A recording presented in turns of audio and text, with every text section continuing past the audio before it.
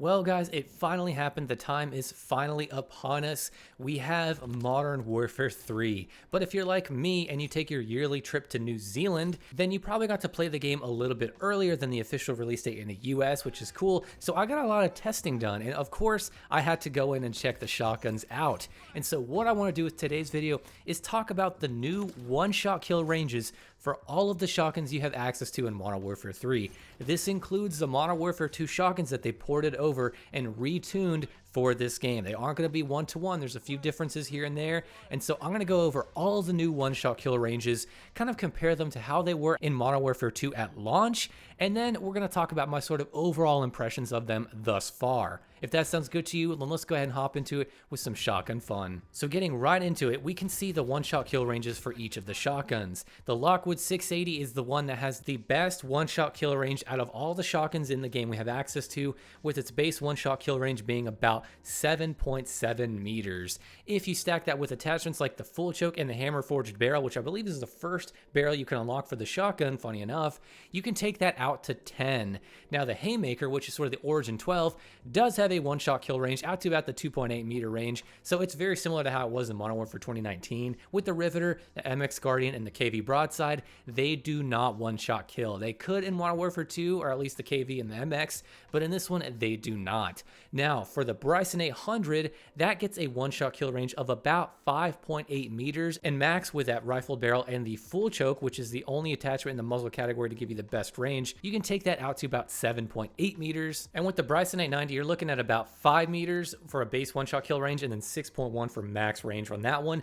Now with the Lockwood 300, it's a little bit peculiar because it does still have that mechanic where the hip fire is different from ADS damage, so it's not really super good for hip firing. And for this one, if you're hip firing, you can get a one-shot of around 2 meters, which isn't really good at all. And if you're aiming down sights and not hitting headshots, it's only out to about 2.8 meters for that one-shot kill, fully aimed down sights. You have to hit headshots if you want to get past that. If you do hit a headshot, you're looking at about 7.5 meters for that one-shot kill, but I only put 2.8 here because realistically, you're probably not going to hit headshots that often. It is possible, but I just wanted to go and share with you guys what you'd probably be expecting. This is not really a great shotgun in this game, unfortunately. Now, if you use the dual trigger, though, that does help a lot, and your one-shot kill range is about that 6 meter mark, and then, of course, if you stack it with attachments for range, you get about 7.9. So right off the bat, you're probably thinking these really aren't that good, and you would be correct. These are really not that far for one-shot kill ranges. The most you can get out of any of these shotguns with the base ammo, no slugs or dragon's breath or anything like that,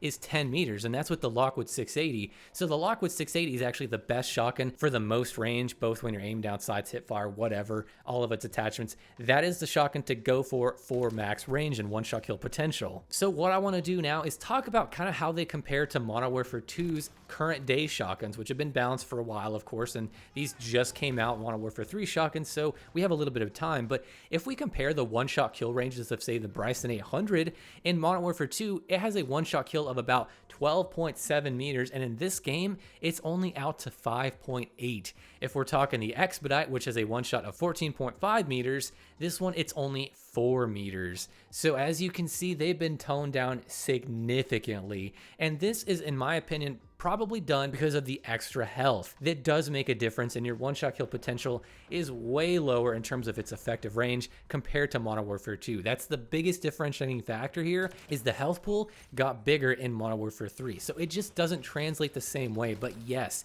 if you were used to kind of that really long-range shotgun where you could kind of peek out around a corner and just one-shot someone 10 meters away, really not going to happen in this game, unfortunately. So to me, it's just kind of a little disappointing they don't one-shot that far, but I understand the reasons why they don't, and I can make them work. But the problem with this is that they're just not as good as they were in Modern Warfare 2, and you really have to play these a lot more niche. Like, you can't run around on high-rise with this thing and expect to just drop a 50 bomb or something and do crazy well with it in most scenarios, because it's just so specific to a specific play style. You have to be so close, which it's a shotgun. I totally understand. That makes a lot of sense to me. I'm still glad we can one-shot at all given 150 health, but sometimes it's just annoying when you still feel like you die pretty much instantly with 150 health. I don't know, maybe it's just like packet loss, or maybe it's a ping issue, but I've had good connections and I still feel like I get melted pretty much instantly. It doesn't feel like Warzone. So Now what I want to do with you guys is talk about my overall impressions of how the guns have felt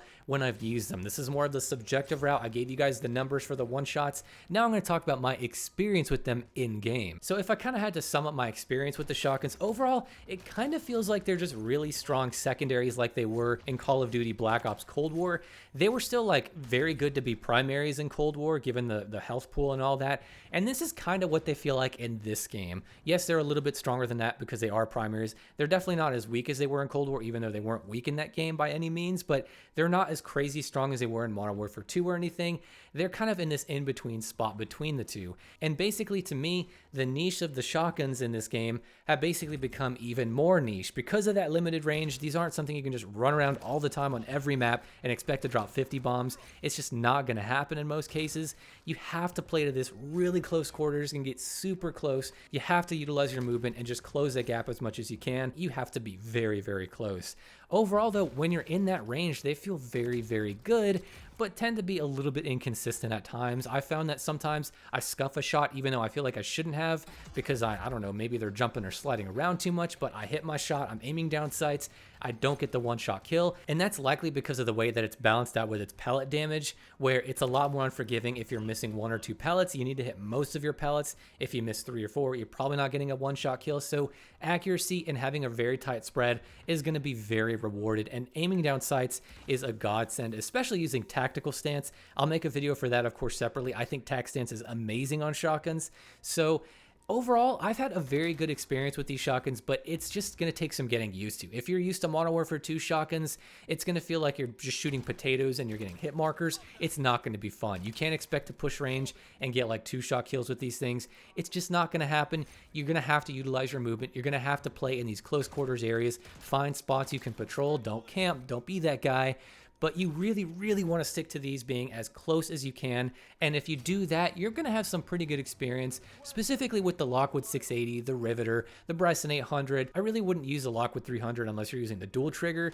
And a lot of the other shotguns are good as well, but those are the ones I've had the most experience with. So that is just about going to do it for this video, guys. Happy Modern Warfare 3 release date, release week, whatever you want to call it. I hope you guys enjoyed the video. Let me know down below in the comments, what do you think of the shotguns in this game? Are they actually very good? Do you think that they're kind of weak? Do you miss Modern Warfare 2 shotguns? And with all that being said, guys, I will see you in the next video.